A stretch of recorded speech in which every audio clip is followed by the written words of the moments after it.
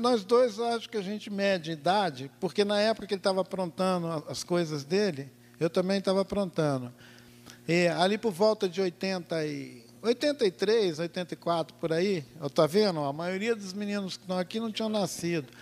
Aí, o Marcos, agora, ele é um professor da Universidade de São Paulo, dirige um programa de mestrado, doutorado, ministra esse programa lá na universidade, atua em várias outras iniciativas fora da universidade na América Latina, voltou recentemente do Equador, onde ele foi encontrar os índios da selva, lá daquela região da Amazônia. Mas nós viemos juntos, eu vim de lá de Minas, os nossos queridos que estão promovendo esse nosso encontro aqui, eles me botaram num voo de Belo Horizonte para São Paulo. Lá um carro me apanhou no aeroporto para a gente passar na universidade e pegar o professor Marcos. Qual não foi a minha surpresa? Quando nós nos encontramos, eu vi que a gente já tinha uma história legal de quase, sei lá, 20 e tantos anos de aprontação juntos. E mesmo quando a gente não está junto, tem alguma... como é que chama? Tem alguma cumplicidade. E quando estava pegando pesado aqui a ditadura no Brasil, o governo militar inventou mais uma sacanagem contra os índios, que era de fazer um decreto dizendo que os índios já estavam todos civilizados. Eu achei isso muito parecido com o filme do Woody Allen. O Woody Allen tem um filme que mostra uma guerrilha na América Central, e uma turma de guerrilheiros toma um país, uma república da América Central. E o carinha, que é o chefe da guerrilha, a hora que ele vai fazer a fala dele para o público, ele diz: olha, fica decidido o seguinte, a nossa língua é o sueco, e todo mundo que está usando roupa de baixo vai usar roupa de baixo em cima e roupa de cima embaixo. E o último decreto, tá, assina. Então, eu achei a paródia muito interessante, né? Porque você pega um lugar, você chega e fala, aqui vou mudar a vida de todo mundo fala sueco e tal. E, no nosso caso, um decreto ia fazer a gente falar sueco, né? Então, acabou, não tem mais índio, todo mundo, sei lá, sueco. Com essa sacanagem, o governo ia tomar todas as terras dos índios, iam dispor dessa terra, iam dar ela para esses caras plantar soja, fazer outras coisas, e, sei lá, os índios iam fazer fila em alguma favela do Brasil. Aí, nessa época horrorosa, começou uma campanha contra esse negócio da emancipação, que é chamado de emancipação. Olha que bonitinho. Emancipação. Aí o governo ia emancipar nós assim automaticamente, compulsoriamente, e teve uma campanha que juntou o pessoal das universidades. Naquela época, os sindicatos ainda, a maioria dos sindicatos ainda eram coisas decentes, ainda não era esse esquema de ganhar dinheiro, né? O sindicato tinha uma coisa mesmo, o sindicato era sindicato, gente. Não é essa coisa de hoje que o sindicato virou umas corporações, junta 3 caras espertos, forma um sindicato e come todo mundo. Então, hoje, infelizmente, é isso. Se tiver algum sindicato que vocês conhecem por aí que presta, me apresenta, que eu gostaria de conhecer. Aí, o Marcos aparece, ele é músico, aparece com a turma dele, um coral afinadíssimo, junto com um camarada da Argentina chamado Martín Coplas, fazendo uma intervenção nessa cena toda do Brasil, do governo brasileiro querendo emancipar os índios, fazendo o que naquela época tinha todo sentido, uma missa da terra sem males, que tinha o Dom Pedro Casaldáliga fazendo a agitação no fronte, um camarada, um poeta chamado Pedro Terra, fazendo os textos. Esse nosso amigo da Argentina, vindo diretamente de Los Hermanos, fazendo as canções, muito em cima da coisa da América Latina, né, tocando quenha, que chama? Quena, charango. Então, com vocês, são camaradas que sabem muita coisa sobre música, esse negócio todo.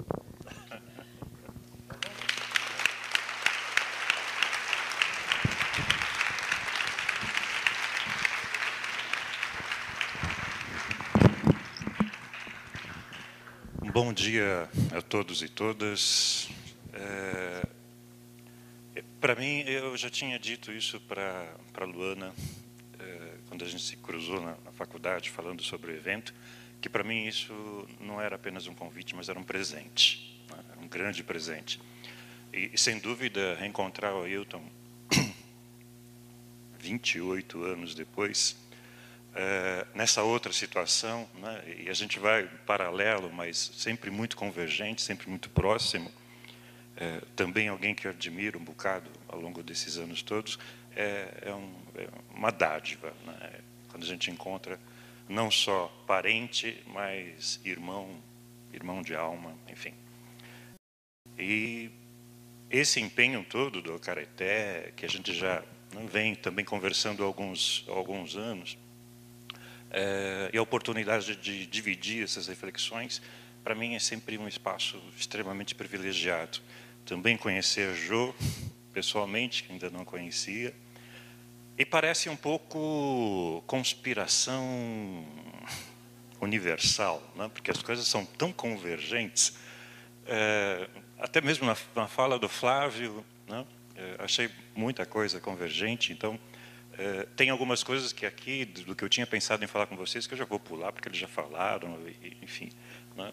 É como se fosse um script escrito na conexão das almas. Né?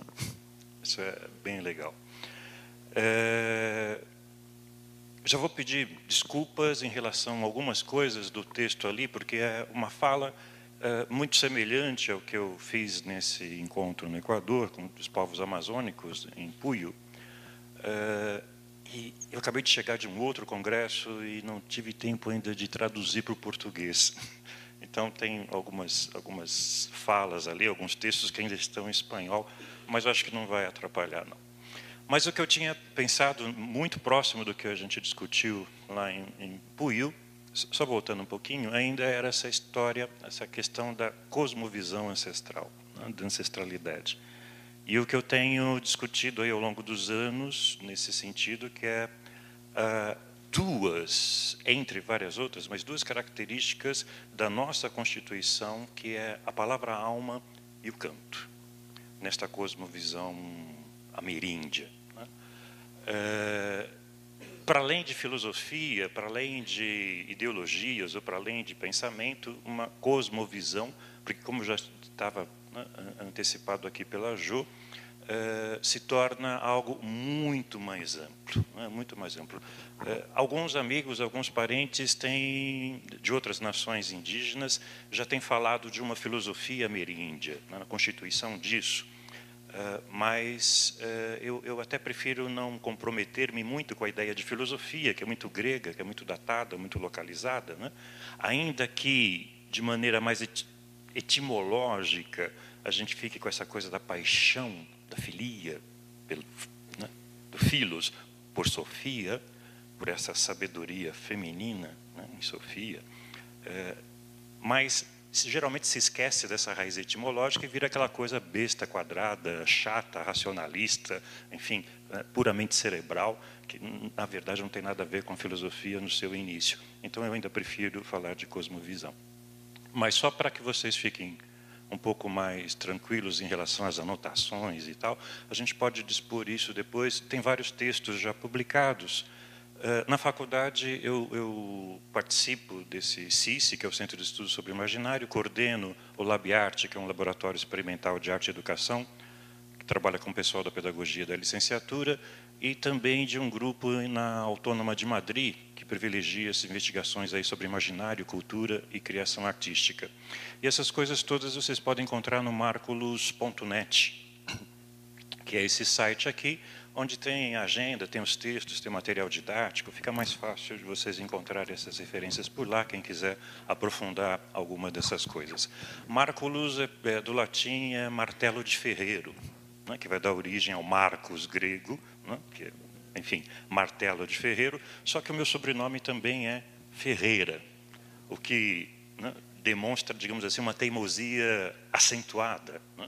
Então, é o martelo de ferreiro das ferreiras, na tradição mais lusitana, das mulheres ferreiras, e, portanto, Ogunier. Né? Muita ligação com Ogum. Enfim, o próximo. Tem algumas publicações onde isso está mais sintetizado. Esse livro, Crepuscular, que é umas conferências que eu dei no País Basco. O próximo, esse está em espanhol, saiu em Madrid, que é Arte, Processo Identitário e Ancestralidade. O próximo, esse aqui, o Diálogos, tem uma série de textos a respeito dos textos sagrados, e eu falo especificamente sobre os textos sagrados na tradição oral, o que pode parecer um paradoxo, né? Mas é só lembrando para esse pessoal que na tradição oral nós trabalhamos com textos sagrados também, né? Não só no hinduísmo, no cristianismo, né? Mas as matrizes ameríndias e afrodescendentes têm textos sagrados na sua oralidade. Tem outro livro do MEC, que é a Educação Antirracista, onde que eu falo sobre isso também, de ancestralidade, e esse sobre negritude, cinema e educação, que são algumas reflexões que eu tenho feito sobre a atualidade do mito, né, no cinema, que talvez seja uma das possibilidades de transmissão mítica, né, no mundo mais urbano, mais ocidental. Mas a grande questão que gerou todas essas reflexões desde 30 anos atrás é onde é que se escondem as nossas matrizes de pensamento e alma. E aqui eu uso essa fotografia de uma ex-orientanda minha de doutorado, a Luciane Monteiro, da Federal de Juiz de Fora, que trabalhou com os Machacali durante muitos anos, né? Trabalha ainda com os Machacali. E é um fenômeno muito comum nas nossas nações indígenas, inclusive também em alguns quilombolas. Quando chega alguém estrangeiro na aldeia, as crianças e as mulheres vão para as cabanas, aí ficam ali dentro das cabanas esperando para ver o que acontece, até o chefe, cacique, o pajé, sinalizar, geralmente com um olhar, de que está tudo bem, está tudo tranquilo, ou elas permanecem lá. Só que, enquanto se está dentro das cabanas, evidentemente que aquela curiosidade enorme, né, faz com que eles fiquem procurando essas frestas, evidentemente pau a pique, né, ali na fresta da cabana, para saber o que está acontecendo, o que está rolando ali no centro da aldeia. Essa foto da Luciane com os Machacali, para mim, é um raio-x da alma brasileira ou ainda da alma latino-americana. O nosso modo de ser, agir, pensar, amar, compartilhar, está escondido ainda dentro das cabanas.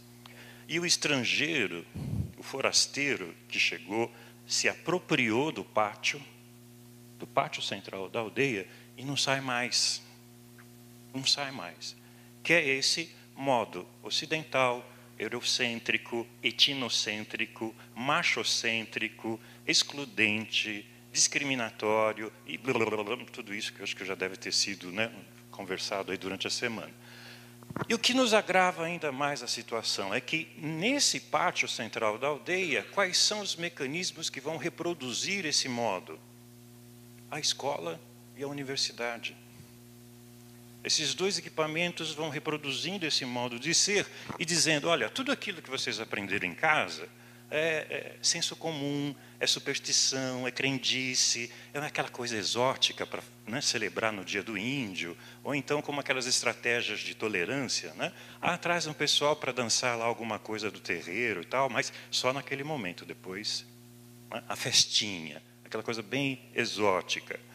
E esse, de uma maneira geral, né, há honrosas exceções, mas de uma maneira geral a escola e a universidade vão reproduzindo esse modo de ser como se fosse o modo de ser humano. E não é. E o nosso próprio fica ali escondido.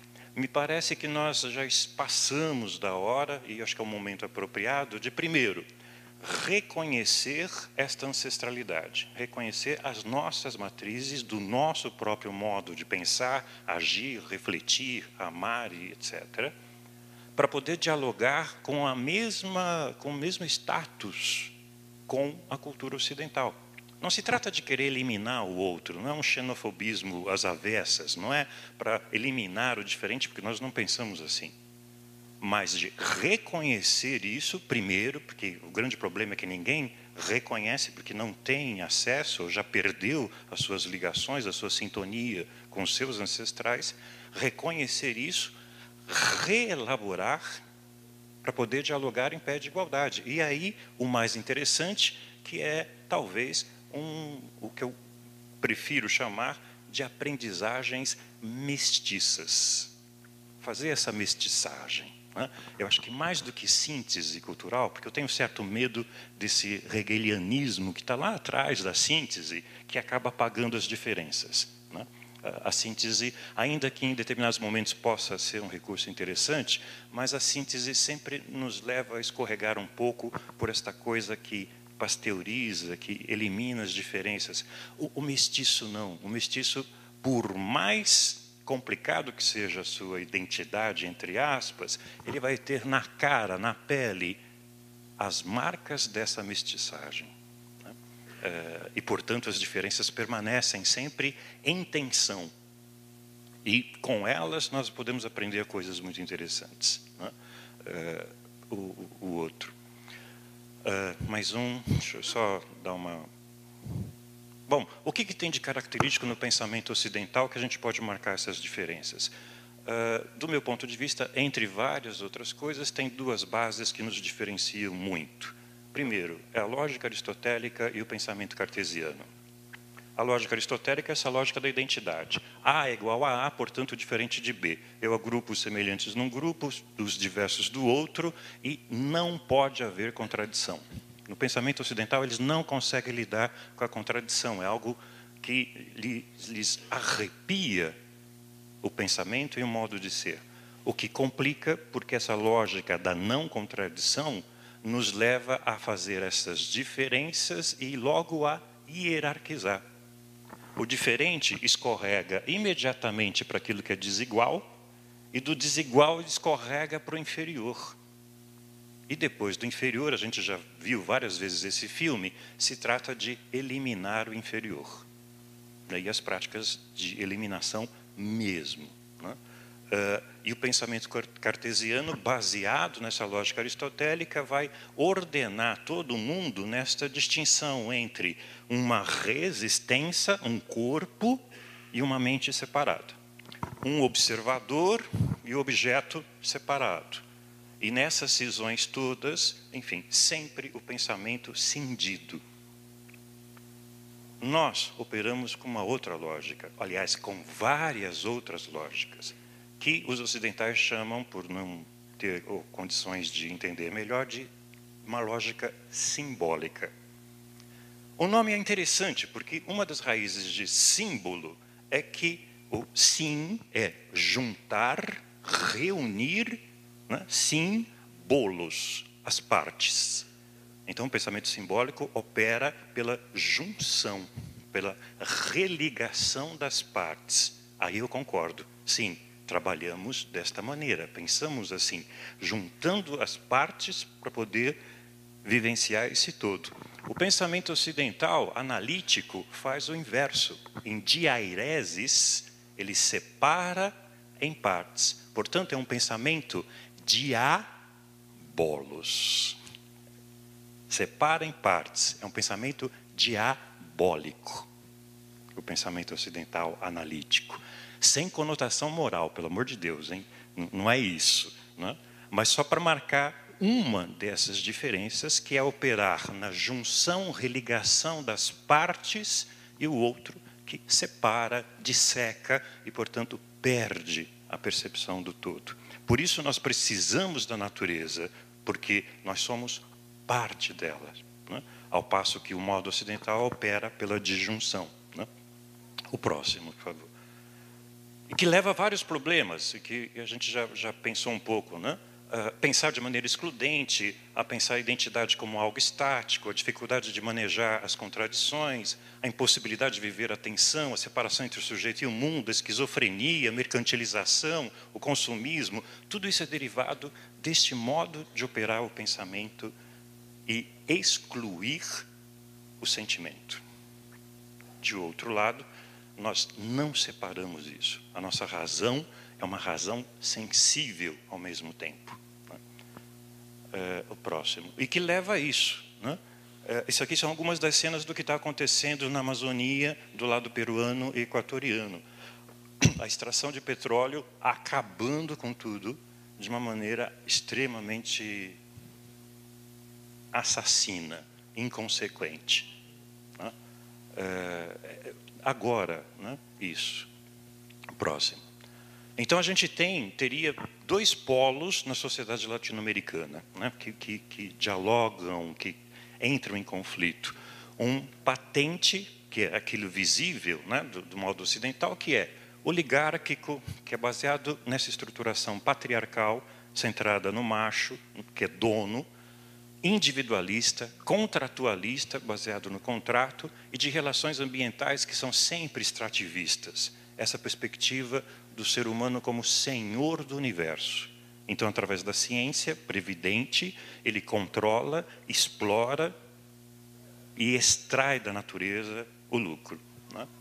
Do outro lado, de maneira subterrânea, de maneira latente, a gente tem uma outra estruturação afro-ameríndia. E aí eu gosto de operar também com as coisas mais semelhantes entre esses dois. Há várias especificidades, é óbvio, mas eu gosto de operar pelas semelhanças e, por isso, afro-ameríndia, que tem uma lógica que não é oligárquica, pelo contrário, é comunitária, no sentido de dividir o comum, de decisões comuns, de decisões coletivas, e, portanto, não é patriarcal, mas sim é matrial, é baseado nos princípios femininos de organização do coletivo, por isso, o respeito aos ancestrais, à natureza e à mãe, como extensão da própria terra, é coletiva, não individualista, e além de contratualista, pelo contrário, ela é afetual naturalista. É baseado nos vínculos afetuais e, portanto, nessa relação intensa com a natureza, de que se faz parte. Então, as nossas relações ambientais são conviviais, não são extrativistas. É a perspectiva não de ser senhor do universo, mas de ser irmão do universo. Os bichos, a natureza, a planta, são irmãos. O próximo. E aí, uma grande oposição entre essa potência da ancestralidade, em que nós estamos imersos. Esse aqui é um quadro do Pablo Amaringo, que é um quichua da região amazônica, que eu acho belíssimo, baseado no Ayaskar, em que essa relação de que nós fazemos parte é extremamente complexa. Não tem nada de primitivo, selvagem ou qualquer outro rótulo que costumam impingir as sociedades tradicionais, as comunidades tradicionais, que é o oposto do poder. Essa potência da vivência em profundidade é radicalmente oposta à ideia de poder, que é institucional, que é derivado dessa lógica das organizações no mundo ocidental. Lá a gente tem uma foto do Paulo Vitale, isso também é bem velhinho, mas 85, um processo de reintegração de posse, em que está lá a menina na frente da sua casa, barrando a entrada para o policial, silenciosamente dizendo: aqui não, aqui é a minha casa. E olha só, não sei se dá para vocês verem, mas tem a chupeta pendurada no pescoço. Ninguém ensinou ela, na escola não ensinaram isso para ela. Ela aprendeu isso com seus ancestrais, a dividir, a defender o que é seu, o que é do coletivo. E o policial, olhando ali com aquela cara desconfiada, entendeu a natureza do afrontamento. Mas o que é mais dolorido? Os dois são negros, cáspita. Os dois são negros. A cara daquele policial é negro. Só que ele está dentro da menor prisão do mundo, que é o uniforme. Ele foi estatizado. Ele já não pensa por conta própria. Próximo. Esse é o efeito do poder, né? Aqui são quadros do Guayasamín, em Quechua, que eu gosto muito, que acaba expressando não só essa natureza, né, material das nossas sociedades, mas também a capacidade de indignar-se e de denunciar o que acontece. O próximo,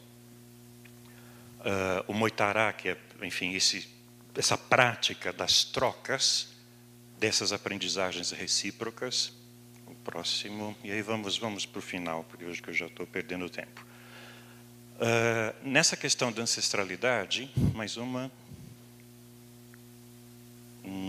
Aí, isso.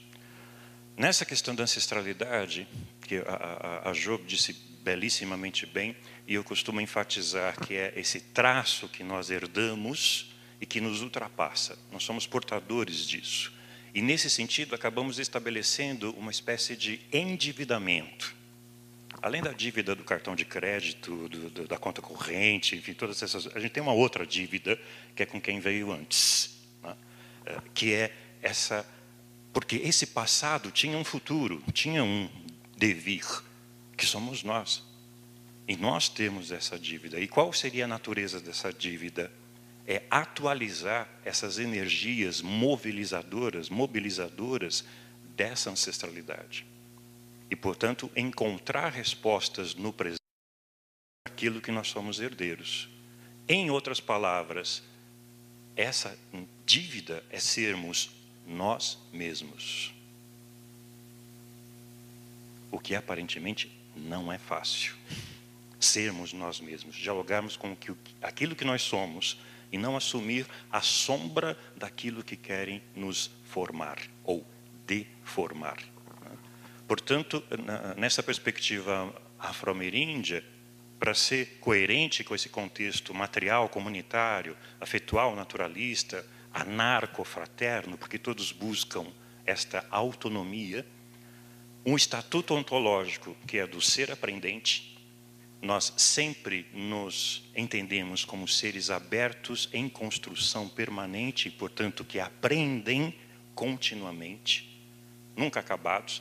Um estatuto epistemológico, ou seja, de produção de conhecimento, que é baseado nessa intelecção amorosa. O que o Flávio falava logo no comecinho, né, que eu achei muito coincidente. Né? Essa intelecção amorosa quer dizer o quê? A gente só se empenha em conhecer aquilo que ama. Não é uma decisão racional. Eu não faço... parodiando um pouco a prática acadêmica, né? Eu não faço a escolha do meu objeto de pesquisa de maneira racional. Não.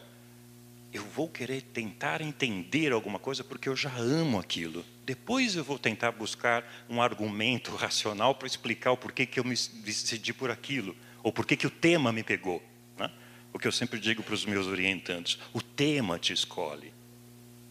Você o ama muito antes de saber disso. Depois a gente tenta explicar isso de maneira racional. Por quê? Porque nessa nossa matriz a gente só vai tentar entender aquilo que ama. E, portanto, um estatuto lógico de uma razão sensível, que não se debruça apenas pela reflexão cerebral, mas sim, na possibilidade em espanhol, de uma co-razón.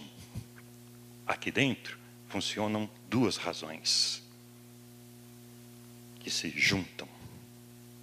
Por isso, essa razão, que também é a razão sensível, né? Que vai se traduzir neste aspecto cuidador ou cuidadora da saúde dos nossos povos, das nossas nações. Mais um, lembrando Mia Couto, importante não é a casa onde nós habitamos, mas onde dentro de nós a casa habita. Porque para onde nós formos, a casa vai junto. Por isso que eu tenho que tentar localizar dentro onde é que está a minha casa. Finalizando, né, essa aprendizagem no desafio no canto ameríndio, o Ramiz Alia, que é um antropólogo queniano, me dá uma fórmula que eu acho belíssimo. Na matriz africana não se escolheu pela diáspora. Foi algo absolutamente impingido, né? No entanto, assim como nas nações indígenas também, o que acabou acontecendo com essa diáspora? Espalhamos-nos por tantas partes que, como dizia o Ailton Krenak antes de mim, agora o mundo é a nossa aldeia. Para nós evitarmos esta armadilha do gueto. Para evitarmos a armadilha da folclorização. Não adianta falar no ancestral, na ancestralidade, como se fosse, sabe, olha, portanto, né, vocês vão ficar vinculados ao passado, né, não tem nada a nos contribuir, mas precisamos preservar, né, como preserva a jaguatirica, como preserva... E aí, então, vocês vão ficar lá quietinho, de preferência quietinhos, né, preservados. Contra essa folclorização e essa despolitização do ancestral como se fosse algo inerte e antigo, a gente precisa pensar nesse desafio. Um mundo como a nova aldeia. E aí sim a necessidade das redes. Só para ficar num pequeno exemplo dessa reverência, né, ancestralidade como dívida, que também se desdobra nesse poder da palavra e do canto. Em Quechua, isso me facilita um pouco explicar. Ao contrário da concepção linear de tempo do mundo ocidental, em Quechua, muito semelhante também com as nossas nações indígenas, passado, para expressar a ideia de passado ou dos ancestrais daquilo que passou, o termo que se utiliza é o mesmo para olhos. Por quê? Porque os meus ancestrais, ou o que eu já vivi, o que eu aprendi, está aqui, ó, na minha frente. É isso que me ajuda a pensar, é isso que me ajuda a tentar encontrar alternativas para os desafios do presente. Porque a minha ancestralidade me ancora. Ela está aqui, são os meus olhos, está aqui na minha frente. O presente é isso que eu vivo agora. Mas aquilo que chamamos de futuro, que na verdade é uma concepção bem iluminista, porque envolve a ideia de, né, de projeto, de futuro controlado, blá, blá, blá. Mais próximo desta cosmovisão ameríndia, seria melhor a gente pensar em devir. O que vai acontecer? Não é necessariamente futuro, mas o devir, o que vai acontecer, eu não sei o que é, eu não vejo. Portanto, é aquilo que eu nunca vi e, portanto, está atrás de mim. O que eles usam é calpa, em Quechua, que é costas. Então, o devir está atrás, porque eu não conheço, não sei como é que é. E a ancestralidade está aqui na frente. É completamente inverso daquela ideia ocidental, né, de um passado atrás, futuro na frente. Não.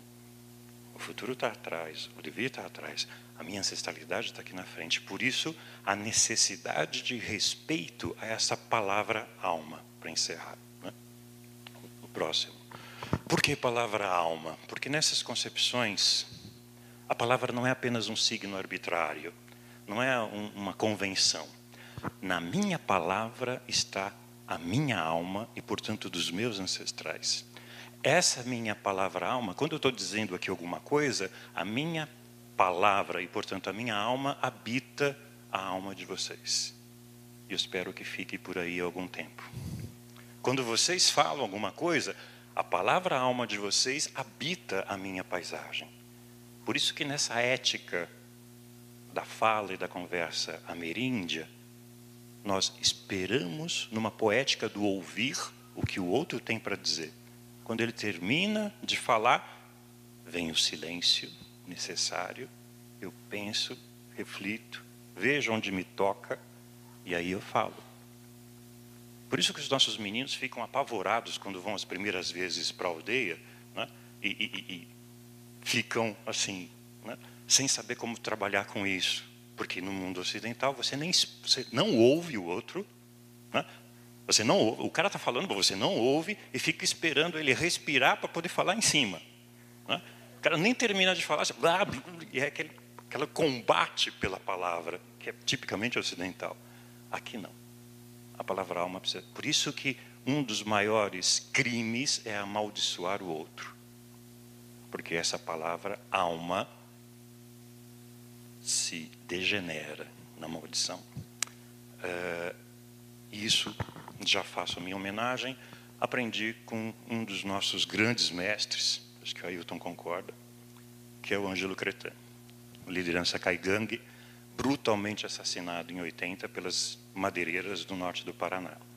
Um pouquinho antes dele falecer, numa manhã fria, na aldeia, todo mundo preocupado porque era já crônica de uma morte anunciada, o Cretan dizia assim, mas vocês, com aquela calma, tranquilidade dele de sempre, dizia, vocês estão preocupados à toa. Isso de viver para sempre não acontece. O que vocês chamam de imortalidade, a gente vê nos olhos dos nossos filhos, de barriga ou não. A imortalidade da gente está aí, nos olhos dos nossos filhos, de barriga ou não. Por isso a palavra alma é mais forte do que a morte, porque ela permanece. 30 anos depois do seu assassinato, ele está vivo aqui entre a gente, porque eu, respeitosamente, sou portador da palavra alma, que continua. E aí, finalzinho, o último, mais um, eu queria dedicar isso à minha avó, Maria Silvina dos Remédios Pereira dos Santos, Mongoió, de São Jorge dos Ilhéus, do cujo canto e silêncio eu tentei aprender a minha própria alma. Obrigado.